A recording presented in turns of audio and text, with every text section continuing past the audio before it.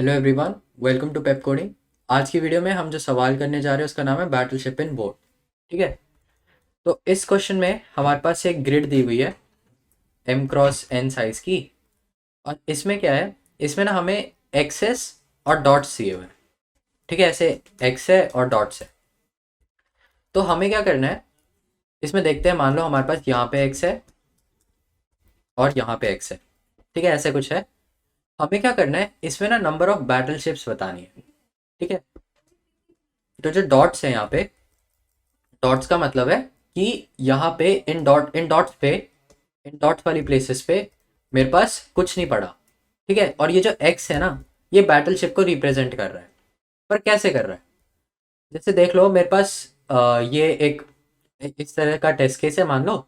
तो इसमें ये सिंगल सिंगल एक बैटलशिप्स नहीं है। इसमें क्या होगा, मेरा ये ना पूरा एक टेस्ट, ये पूरा एक बैटलशिप बनाएगा और ये पूरा एक बैटलशिप बनाएगा। ठीक है। तो इसके लिए मेरा आंसर 2 होगा, क्योंकि इसमें 2 बैटलशिप्स हैं। अब अगर मान लो ऐसे होता मेरे पास कुछ, ठीक है, कुछ इस तरह से होता, तो इसमें क्या होता, ये एक बैटलशिप हो जाता, ये एक बैटलशिप हो जाता और ये एक बैटलशिप हो जाता। तो इसके लिए मेरा आंसर 3 होता। ठीक है। अब मान लो मेरे पास ऐसा कुछ केस है इस तरह से। ठीक है, मेरे पास इस तरह से कुछ केस है। तो ये ना एक इनवैलिड केस है। क्यों? क्योंकि ये वाला जो बैटलशिप है, इसमें आप देखो 2 बैटलशिप तो ऐसे बन रहे हैं। ठीक है। अगर मैं हॉरिजॉन्टली देखूं तो मेरे पास 2 बैटलशिप बन रहे हैं, तो इसका आंसर 2 आ रहा है। पर अगर वर्टिकली देखूं तो 1 2 3 4 4 बैटलशिप बन रहे हैं। और अगर 4 बन रहे हैं और 2 बन रहे हैं तो वो तो इनवैलिड हो ही जाएगा, है ना। तो हम डिसाइड थोड़ी कर सकते हैं कौन से बैटलशिप्स हैं। इसलिए ये एक इनवैलिड केस है। ठीक है। तो इसकी अप्रोच डिस्कस करते हैं, हम इसे सॉल्व कैसे करेंगे। बड़ा सिंपल सा सवाल है। इसमें क्या करते हैं, इसमें ना नॉर्मल ट्रैवर्सल करते हैं और हर एक एलिमेंट पे चेक करते हैं। ठीक है। तो अगर मेरा बोर्ड, मतलब उस वैल्यू पे मेरे को एक्स मिल गया, ठीक है, तो क्या क्या ऑप्शंस हो सकते हैं। अपने ऑप्शंस लिख लेते हैं कि या तो ये होगा कि आई ज़ीरो है और जे भी ज़ीरो है। ठीक है, या तो ये होगा, या तो ये होगा कि आई सिर्फ ज़ीरो है। ठीक है, या तो ये होगा कि सिर्फ जे ज़ीरो है, या तो ये होगा कि दोनों ज़ीरो नहीं है। ठीक है, आई भी ज़ीरो नहीं है और जे भी ज़ीरो नहीं है। तो यहाँ पे एल्स लिख देते हैं। ठीक है। अब इसमें क्या करते हैं, यहाँ पे देखते हैं आई ज़ीरो है और जे ज़ीरो है। ठीक है, तो इसका मतलब है कि यहाँ के लिए चेक कर रहे हैं। अगर यहाँ पे मेरे को एक्स मिल गया आई ज़ीरो और जे ज़ीरो पे, तो मैं ना सीधा अपने आंसर को प्लस प्लस कर दूंगा। मेरा आंसर क्या है, मेरा आंसर एक काउंट है जो मेरी शिप्स का काउंट बता के चल रहा है। तो मैं सीधा आंसर को प्लस प्लस कर दूंगा अगर मेरे को जीरो कॉलम पे एक एक्स मिल गया तो। क्यों? क्योंकि इसी के बेसिस पे मैं आगे की वैल्यूज को डिसाइड कर सकता हूँ ना। सिर्फ इसी इसी जीरो पे जो एक्स पड़ा है उसके बेसिस पे ही कर सकता हूँ। अब मान लो मेरे को यहाँ से कंपेयर करना था, इसके लिए मैं प्रीवियस चेक करता। पर इसके लिए क्या मैं कोई प्रीवियस चेक कर सकता हूँ? कोई प्रीवियस तो है ही नहीं, है ना।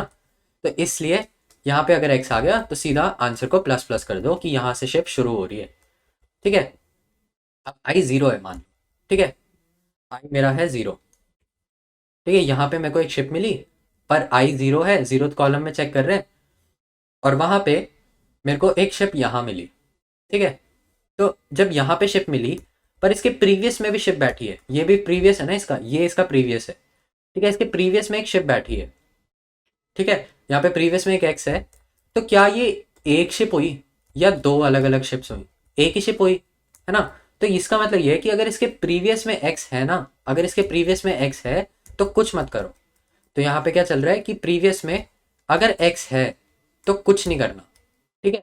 पर अगर एक्स नहीं है तो इसका क्या मतलब हुआ कि मान लो यहाँ पे एक्स है और मेरा एक्स यहाँ पर है। ठीक है, ज़ीरो, अभी ज़ीरो आई की बात कर रहे हैं, है ना, इस वाली रो की बात कर रहे हैं। तो इसमें जो प्रीवियस है मेरा, यहाँ पे खाली पड़ा है, यहाँ पे कुछ नहीं है, यहाँ पे डॉट है। तो इस केस में यहाँ पे कुछ नहीं है। इसलिए मैं कह सकता हूँ कि मैं अपने आप को अब आंसर में इंक्लूड कर सकता हूँ। मैं बोल सकता हूँ कि मैं खुद एक शिप हूँ। ठीक है।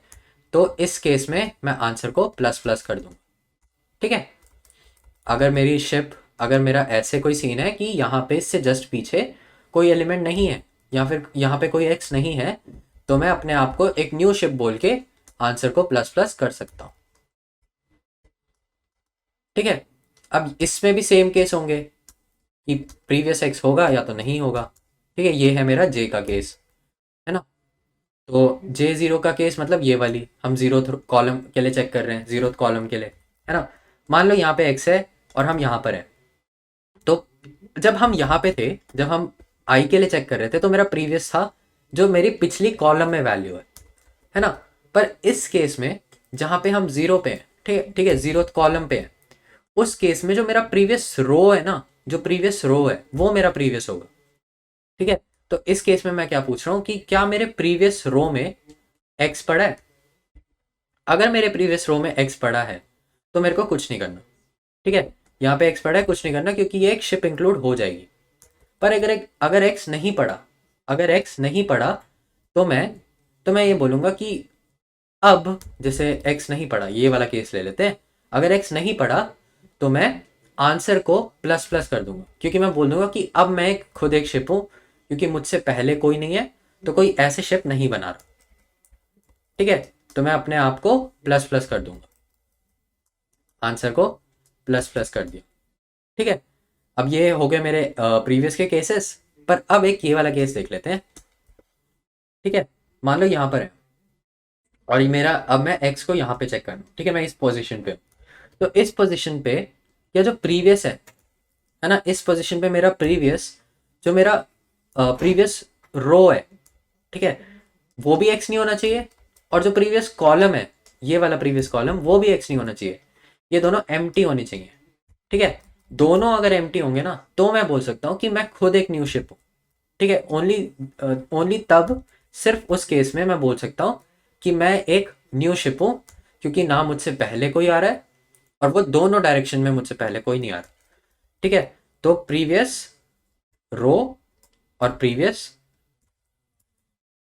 कॉलम में, दोनों में एक्स नहीं होना चाहिए। ठीक है, नॉट एक्स होना चाहिए, तभी मैं आंसर को प्लस प्लस कर दूँ।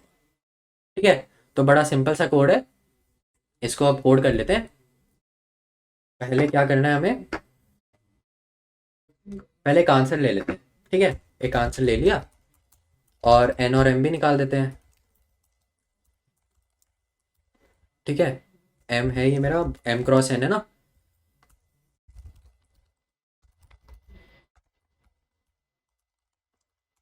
अच्छा, इसमें जो मेरी शिप बन रही है ना, आप ये देखो, इसमें जो शिप्स बन रही है मेरी, ऐसे जो शिप बन रही है, या तो वन क्रॉस के की होगी, या तो के क्रॉस वन की होगी। ठीक है, या तो ऐसे होगी या तो ऐसे होगी, है ना। ऐसा नहीं हो सकता कि डॉट मतलब सिंगल सिंगल शिप्स वो, तो या तो वन क्रॉस के की होगी या तो के क्रॉस वन। इसलिए अब नॉर्मल ट्रैवर्सल किया। ठीक है,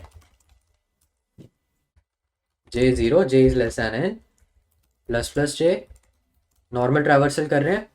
ठीक है, अब चेक कर रहे हैं कि क्या board of I comma J x के बराबर है या नहीं। ठीक है, अगर एक्स के बराबर है तो इसमें मेरी चार कंडीशंस आएंगी कि क्या बोर्ड ऑफ, अब मैं प्रीवियस चेक नहीं, इसमें अब चार कंडीशंस क्या क्या आएंगी कि क्या आई जीरो है और जे भी जीरो है। ठीक है, ये मेरी पहली कंडीशन। दूसरी कंडीशन कि क्या सिर्फ आई जीरो है। तीसरी कंडीशन कि क्या सिर्फ जे जीरो है। या चौथी कंडीशन कि कोई भी जीरो नहीं है, आई और जे दोनों जीरो नहीं है। अब आई जीरो है, जे भी जीरो है, तो मैं सीधा आंसर को प्लस प्लस कर दूंगा। ठीक है, अगर सिर्फ आई जीरो है तो मैं अब ये चेक करूंगा कि क्या मेरा प्रीवियस, अब मेरा आई जीरो है तो मैं मतलब मैं जीरो रो की बात कर रहा हूँ। तो अगर मैं जीरो रो की बात कर रहा हूँ तो मेरा प्रीवियस क्या होगा, प्रीवियस कॉलम में तो जे माइनस वन। ठीक है, अगर ये एक्स के बराबर नहीं है तभी मैं सिर्फ आंसर में प्लस प्लस करूंगा, नहीं तो कुछ नहीं करना। ठीक है, अब इसमें क्या करना है,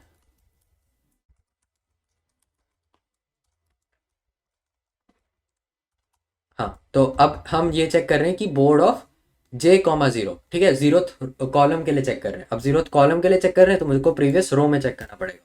प्रीवियस रो क्या होगी, आई माइनस वन। अगर आई माइनस वन जे के बराबर, अगर एक्स के बराबर नहीं है तो आंसर को प्लस प्लस कर दो। ठीक है, एल्स अब अगर हम एल्स में आ गए तो इसका मतलब है कि दोनों जीरो नहीं है, तो अब हमें दोनों का चेक करना पड़ेगा कि I minus one comma J should not be equal to zero, should not be equal to X, and board of I comma J minus one ये भी एक्स के बराबर ना हो। ठीक है, अगर ऐसा है तभी आंसर को प्लस प्लस कर दो, जब ये लूप खत्म हो जाए तो आंसर को रिटर्न कर दो। ठीक है, तो ये मेरा कोड है, इसे रन कर लेते हैं। एक्सेप्ट हो रहा है, सबमिट भी कर लेते हैं। सबमिट भी हो रहा है। तो मैं आशा करता हूँ आपको ये सवाल समझ में आया होगा। अगर आपको कोई दिक्कत है तो आप वो वापस जाके देख सकते हैं। Don't forget to like share and subscribe. Thank you for watching.